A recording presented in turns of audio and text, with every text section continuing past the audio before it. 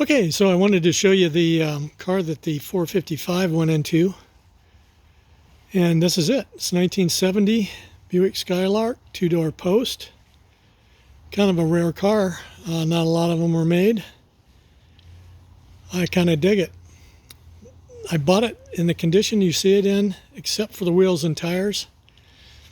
The paint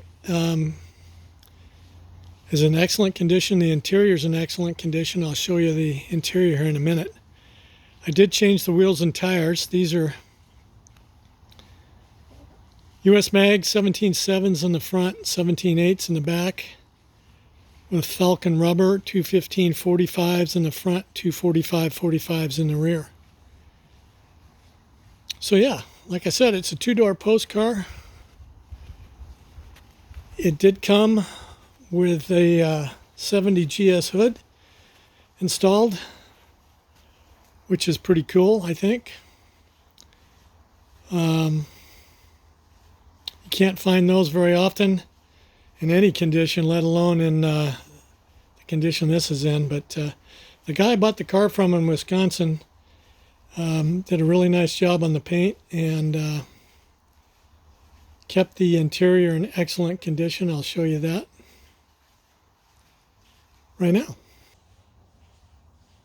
Okay, here's the interior from the driver's side. It's bone stock. It's a bench seat, column shift car. The only thing that's not stock are the odometer gauges. There's a oil pressure gauge, a water temp gauge, a voltmeter, and a vacuum gauge down there. The one of the interesting things about this car is it did not come with any carpet. It came with a rubber mat, which was probably the way two-door postcards came in 70. I'll show you the other side. Okay, here's the driver's side. Like I said, it's a bench seat column shift car. The door cards, the headliner, the seats are all in excellent condition. The guy in Wisconsin really kept it nice. The paint is also in excellent condition. It is a repaint, but they did a really nice job. And same with the chrome. Front and rear bumper in excellent condition. Really nice, very clean car. Now this car, when I bought it, had the 350 in it, 352 barrel. That was in a previous video. I pulled the 350 out, changed the camshaft over, put a 4-barrel intake manifold on it, did some oil modifications to it, timing chain and gears, and I sold it to a guy locally. I did that to make room for the 455 that was in the previous video, and I'm going to show it to you now. Okay, so here's that 455. All the details on this engine are in a previous video on my channel. If you want to take a look at that, you can get all the particulars. In the meantime, this thing's running through TA Performance shorty headers, 3-inch downpipes to 3-inch exhaust, and Flowmaster FX mufflers. The engine compartment came really super clean. As you can see, this is the way it was delivered. I just yanked the 350 out and put this in. Now, one thing that I did that was a little bit different for me, at least anyways, is I have a turbo 350 behind this that came with the car. And it's a purpose-built turbo 350 to live behind this 455. Now, some guys would say, what the heck did you do that for? But I've done the turbo 400, I've done the 4-speed, I wanted to do this. So anyway, like I said, it was purpose-built to live behind the big block, and we'll see how it goes. It came with a disc brake conversion on it.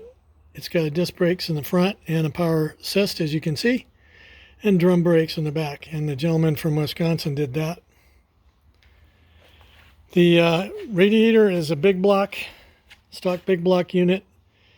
with the Dural twin fans, and I'm controlling those with the Dural control box right there.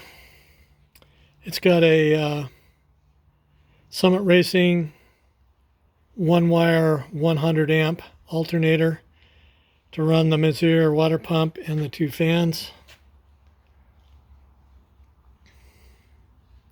But yeah, so in order to take advantage of the GS hood, I picked up this GS air cleaner here locally, and I had to do a couple things to make it work. As you can see, the foam pads are about half as tall as the stock ones are. I did that in order to be able to use this thing with the 1-inch taller Edelbrock intake manifold. But it seems to be working fine. I really like it. I like how it looks. And yeah, I know it's not a stage 1, but what the heck? I threw a stage 1 sticker on it because I could. So with that said, let me fire it up and you can hear it run. Okay, here it is running through those FX mufflers and 3-inch exhaust. I like how it sounds. Out on the road, it's not obnoxious at all inside. Probably pretty loud outside, but inside it's not obnoxious at all.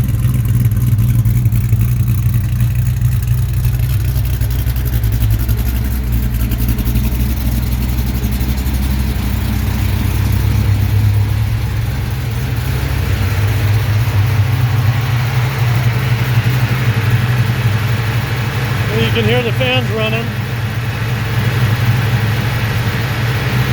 I'll get inside. Here's the gauge cluster with it, with the car running. That line on that oil pressure gauge is not a broken lens, that's just a reflection. Anyway, kind of like those gauge cluster. It's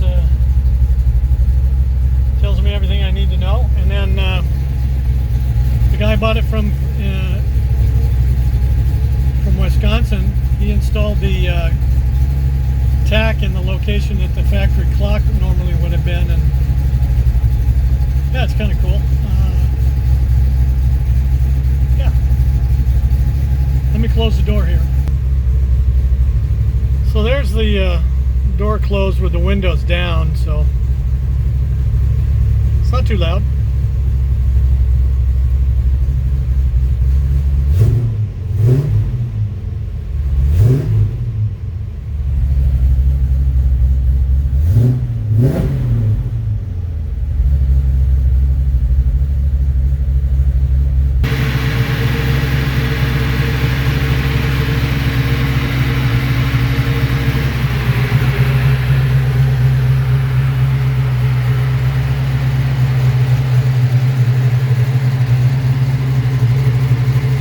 Car is basically done. I just have to put posi traction in it. I am going to use the Buick 10 bolt, and once again some guys will go, what the heck are you doing that for? I'm doing it because I wanna, and the Buick 10 bolt is not a Chevy 10 bolt. It's a lot stronger. If you don't believe me, look it up. Anyway, looking forward to that. Right now it's a great driver.